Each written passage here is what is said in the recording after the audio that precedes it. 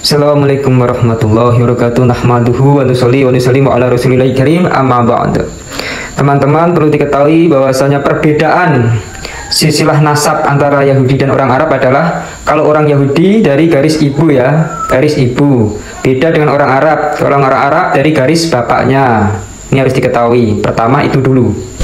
Jadi Nabi Muhammad SAW apabila menurut garis keturunan jalur ibunya Siti Aminah adalah orang Yahudi. Karena apa? Siti Aminah adalah keturunannya daripada Salma atau Salome binti Amr. Itu adalah orang Yahudi.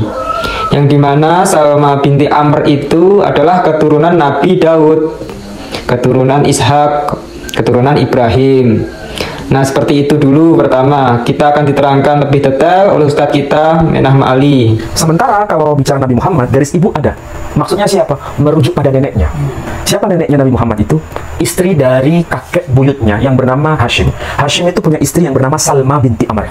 Salma binti Amr, namanya saja unik. Salma, Salome, Salma, Salome. Itu pasti orang Yahudi pasti paham. Orang Kristen pun paham. Kenapa kok namanya Salome? Itu adalah nama khas Ibrani. Salome, Salma. Itu kalau ditulis huruf Arabnya itu ada alif maksuro, huruf ya, tapi tidak ada titik. Itu menunjukkan nama asing. Sama seperti Musa, Musa itu ada huruf ya, nggak ada titik. Sama seperti Isa, huruf ya, nggak ada titik. Jadi Musa, Isa itu asing, Salma itu asing, dari namanya saja asing. Dan ternyata dalam dokumen-dokumen Islam, Salma itu adalah berasal dari Medina. Orang-orang Medina ternyata itu berasal dari Yaman. Itu orang-orang Yahudi Temanim, orang-orang Yahudi Yaman yang pindah migrasi ke wilayah Yaman. Dan dari suku Najjar, Bani Najjar ini dari keturunan Yahudi. Dan itu rujukannya kepada Resgeluta. Resgeluta itu pemimpin orang-orang buangan, keturunan dari Raja Daud. Jadi Nabi Muhammad itu sebetulnya bukan orang sembarangan. Dari garis ibu, dari neneknya Salma, itu ada garis keturunan dengan Nabi Daud. Berarti nubuatan di Alkitab bahwa nanti di akhir zaman ini ada Nabi yang keturunan Nabi Daud, itu ternyata bukan berhenti di Nabi Isa atau Oh tidak, Nabi Muhammad pun juga keturunan Daud.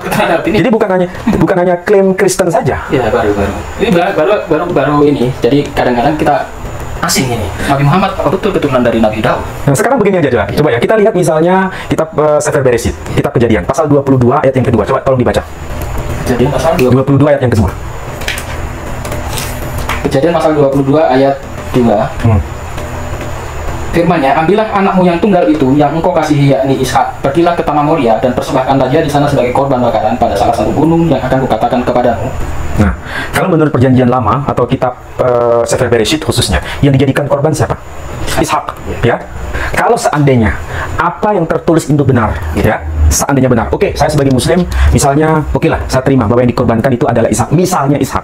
Jadi berarti ada kesepakatan kan? Yahudi mengakui yang dikorbankan Ishak, Kristen mengakui yang dikorbankan Ishak, Islam dalam konteks ini saya juga oke, yang dikorbankan Ishak seandainya itu benar, ya. Tapi apa maksudnya hanya berhenti di sini?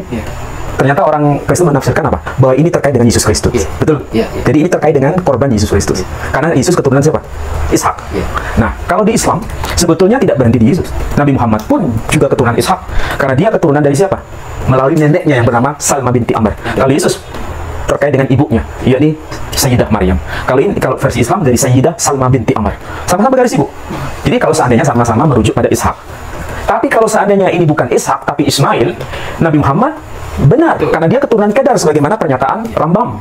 Rambam mengakui bahwa dia keturunan dari Kedar, garis bapak. Bukan garis ibu, garis bapak, Ismail. Tapi kalau ini dinasabkan kepada Yesus, apakah kalau misalnya ini seandainya Ismail, Kristus masuk di sini? Tidak masuk.